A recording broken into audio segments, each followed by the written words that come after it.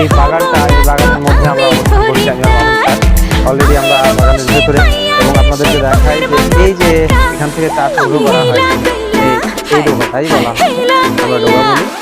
চমৎকার চা হবে, গ্রিন টি তৈরি হতে পারে। তো আসলে আপনারা দেখুন কি পরিমাণ চমৎকার দৃশ্য, আপনারা আসেন না যারা অবশ্যই মিস করছেন। আমাদের এই ভিডিওর মাধ্যমে অবশ্যই আপনারা অবগত হবেন যে সিলেটের সৌন্দর্যটা হচ্ছে কি অত্যন্ত সুন্দর এবং চমৎকার, এবং এই সৌন্দর্য উপভোগ যে না করতে পারবেন তার মনে হয় যে জ্ঞানের বলি বা তার হচ্ছে মনের ভিতরে একটা আকাঙ্ক্ষা তীব্র আকাঙ্ক্ষা থেকে যাবে।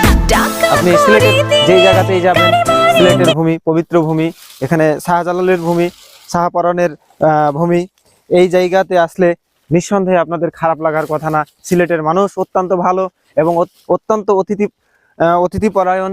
তারা অতিথি আসলে সম্মান দিতে জানে এবং অতিথিদের অনেকটা ভালোবাসেন। বিলে একটু ভালো করে দেখায় দাও তো।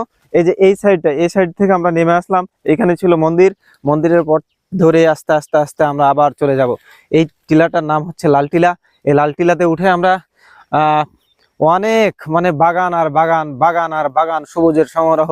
এই সবুজ উদ্ভিদ থেকে যে অক্সিজেন সাপ্লাই হয় প্রকৃতিতে, তারই একটা সৌন্দর্য বা তারই একটা নির্মল যে নীরব যে আবহাওয়া এবং যে ঠান্ডা, এই অক্সিজেনের কারণে যে প্রকৃতি ঠান্ডা হতে পারে, সেটা আমরা উপভোগ করছি। এই আপনারা উপভোগ করবেন ইনশাআল্লাহ।